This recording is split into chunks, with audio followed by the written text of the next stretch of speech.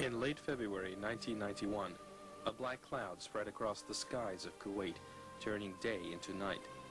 Iraqi invaders had brutally occupied the country for nearly 7 months, and even though the ground war to liberate Kuwait had begun, nobody realized the full measure of what that ominous cloud represented. Over 700 oil wells had been either completely or partially destroyed.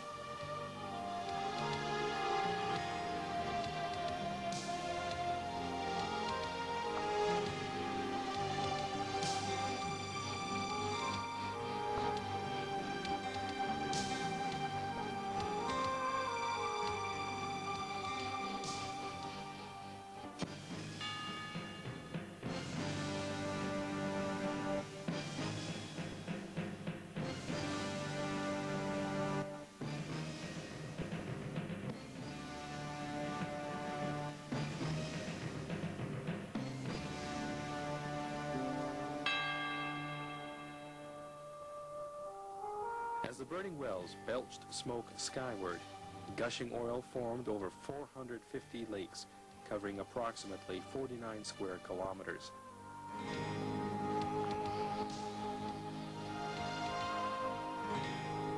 The Kuwait Oil Company employees who had remained in Kuwait during the occupation could only watch in horror at the scale of the destruction.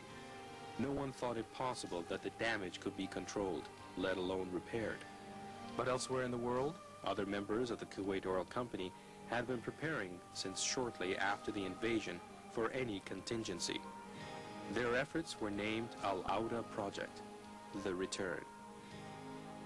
Kuwait Oil Company teams in the United States of America, Europe, and the GCC countries working on the Al-Auda Project secured the contracts, equipment, and personnel necessary to combat the environmental disaster and to assist in the restoration of production facilities to enable the production of oil and refined products for local consumption. The task was made even more difficult by the presence of minefields and other explosive charges requiring expertise from all over the world.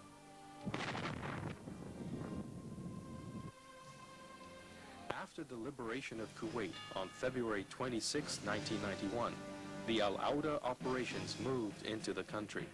Expert projections estimated that it would require years to extinguish the fires.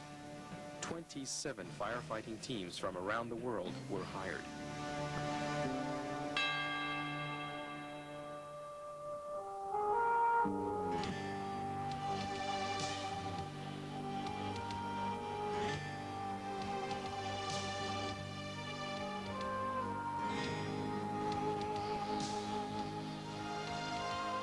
These crews included the Kuwaiti firefighting team, which had no previous experience, but was able to extinguish 41 well fires in record period of less than 50 days, including the last burning well, BG-119, which was capped on 6 November 1991, in a ceremony attended by His Highness the Emir, Sheikh Jabir Al-Ahmed Al-Jabir Al-Sabah.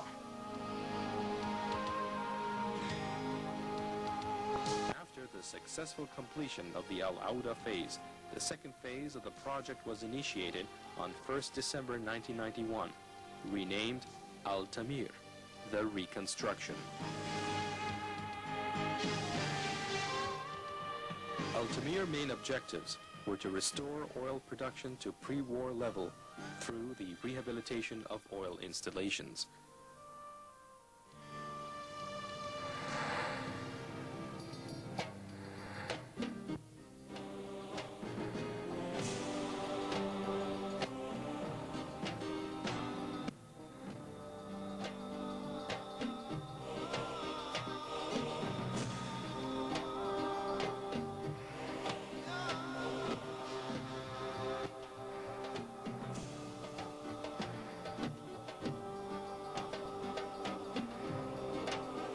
Small black patches observed in the desert were in fact directly responsible for the beginning of Kuwait's oil history.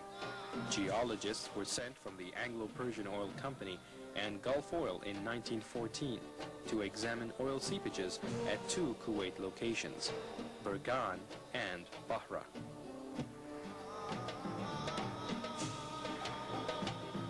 Kuwait was then very small. The main occupations of the people were fishing, pearl diving, shipbuilding, and merchandising. Although by the standards of the time, the tiny emirate was flourishing, the new oil discoveries would change everything.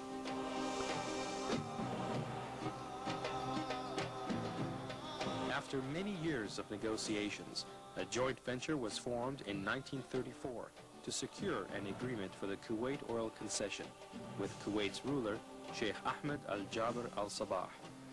The new business was named the Kuwait Oil Company Limited.